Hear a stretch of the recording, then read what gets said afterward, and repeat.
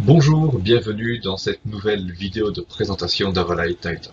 Aujourd'hui, nous allons parler de palettes. Palettes qui sont donc très importantes pour stocker différents paramètres de nos projecteurs, mais on va voir que grâce à ces palettes, on peut aussi travailler en live, en busking, et créer donc quelques effets assez intéressants.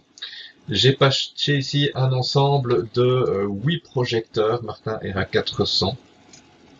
J'ai déjà préparé un ensemble de 3 palettes, donc de couleurs, de positions et de gobos. Dans ces palettes, il y a donc à chaque fois donc des couleurs, des positions qui ont été appliquées à ces projecteurs, et tout ce qui est BIM et gobo concerne notamment le zoom pour bien mettre en évidence ce que je vais vous raconter tout de suite. Alors, concernant les palettes, un petit exemple assez simple ici, c'est que quels que soient les projecteurs que vous avez dans votre patch, s'ils sont capables de faire de la couleur, de la position, ou qu'ils possèdent un zoom, vous savez sans doute déjà que dès que vous allez cliquer sur un des boutons de nos palettes ici, eh bien ça va directement appliquer le contenu de cette palette à l'ensemble des projecteurs concernés, autant ici que nous soyons par exemple avec le paramètre global applicable à tous les projecteurs ou normal, applicable uniquement au RA400 pour certaines positions plus spécifiques. Alors, si par exemple j'appuie sur la palette de couleurs rouge ici, tous les projecteurs passent en rouge. Si j'appuie sur le jaune, tous les projecteurs passent en jaune. Si je change la position, je choisis une position, les projecteurs passent instantanément dans cette nouvelle position. Si je change le paramètre de zoom, on voit que ça s'applique également instantanément. On aurait peut-être envie de modifier ce côté instantané pour appliquer un temps de fade qui nous permette donc de cliquer sur les différents paramètres, mais d'appliquer par exemple un temps de 2 secondes de transition entre une couleur et une autre, entre une position et une autre, entre une ouverture de zoom et une autre. Pour cela, il y a plusieurs chemins possibles. Un chemin possible, c'est de directement taper la durée, donc 2, et ensuite d'appliquer la couleur que vous souhaitez. Et donc le changement se fait pendant 2 secondes. J'appuie sur 3, je vais choisir une nouvelle position, et donc pendant 3 secondes, les projecteurs effectuent le déplacement. Je vais appuyer sur 1, narrow, et automatiquement, pendant 1 seconde, les projecteurs prennent le nouveau paramètre.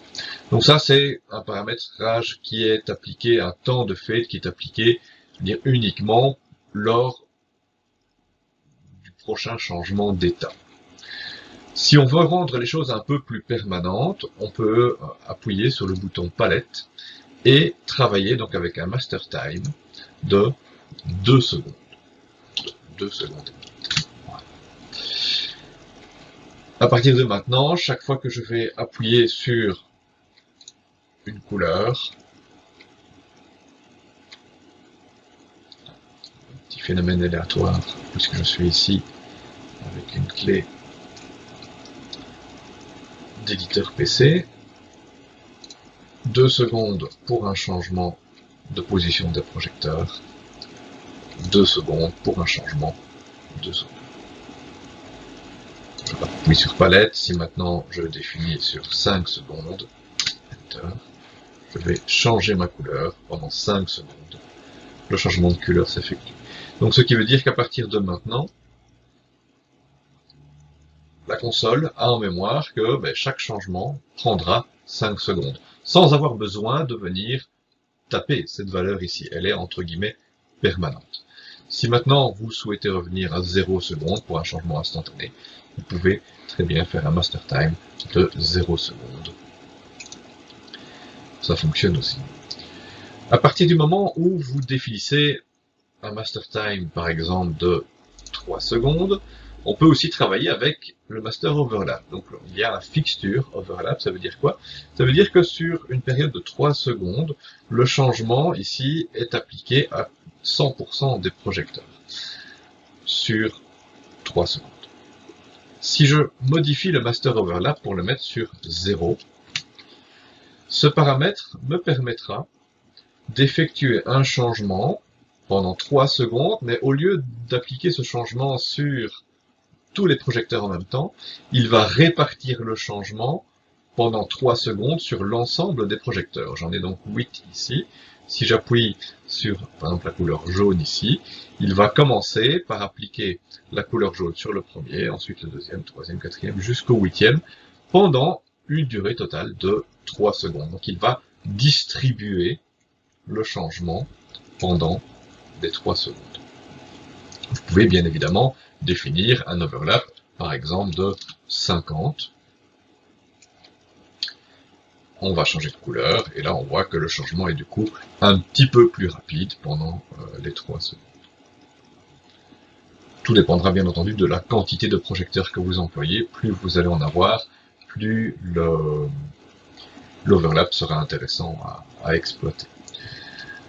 Dans le cas présent, vous avez sans doute remarqué que je ne sélectionne aucun groupe, aucun projecteur. Ce qui me permet de directement travailler rapidement et d'appliquer ces positions, ces couleurs et ces faisceaux à un seul type de projecteur sans avoir besoin de le sélectionner. Si vous êtes dans un cas de figure où vous avez plusieurs types de projecteurs, il faudra réfléchir un petit peu à ce que vous faites et voir si le nouveau paramétrage doit s'appliquer à l'ensemble des projecteurs ou pas, auquel cas il faudra peut-être sélectionner le ou les groupes utiles dans votre cas de figure. Par défaut, quand j'ai défini un overlap, je vais le remettre à 0%, quand je définis mon overlap à 0%, il répartit donc le changement sur les projecteurs en partant ici de la gauche vers la droite, puisqu'ils sont patchés 1, 2, 3, 4, 5, 6, 7, 8. J'ai ici un groupe dans lequel j'ai appliqué un ordre de projecteurs différent. Le premier, le deuxième, troisième, quatrième, cinquième, sixième, septième, huitième. Que va-t-il se passer? Je vais sélectionner mon groupe. J'ai mon overlap à 0%. J'ai un master time de 3 secondes. Lorsque je vais changer ma couleur, il va tenir compte dans l'overlap de l'ordre des projecteurs que j'ai donné dans ce groupe précisément, donc ici le groupe numéro 3. Si je sélectionne le groupe numéro 1 ou numéro 2, là, le changement se fait de la gauche vers la droite. Pourquoi? Parce que l'ordre des projecteurs respecte l'ordre dans lequel ils ont été placés. Donc ceci est une donnée aussi intéressante à exploiter dans ce genre de cas de figure. Enfin, quand on travaille en busking, on doit réagir rapidement, appuyer sur le bouton palette, définir un master time et un overlap différents. C'est peut-être un peu contraignant, c'est peut-être un petit peu long. On peut manquer de réactivité par rapport à ça. Pour réaliser plus rapidement la manœuvre, on peut utiliser les macros.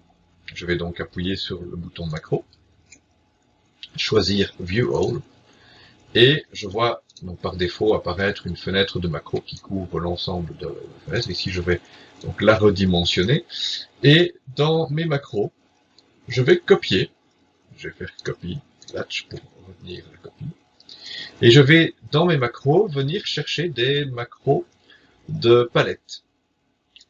Vous avez ici des macros de palette fade 0 secondes.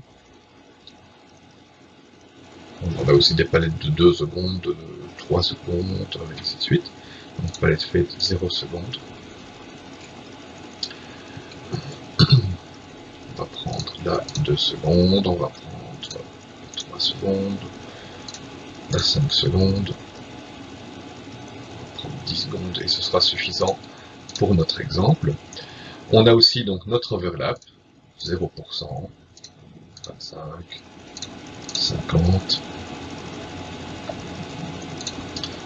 75, et 100%.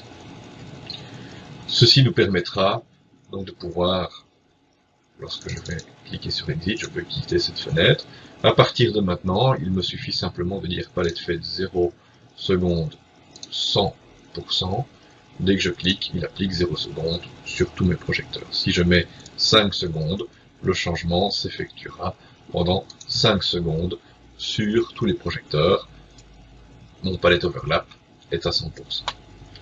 Si maintenant je mets 0%, le changement s'effectuera pendant 5 secondes avec un overlap de 0%.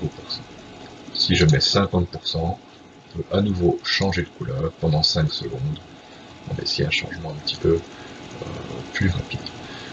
Je ne vais pas vous cacher que la plupart du temps, on travaille avec un overlap de 0% ou de 100% pour que l'effet soit vraiment très réussi.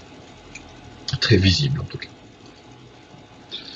Donc je remets à 100%, 2 secondes, c'est distribué à tous mes projecteurs pendant 2 secondes. Si je mets 0%, le changement donc s'effectue de cette manière.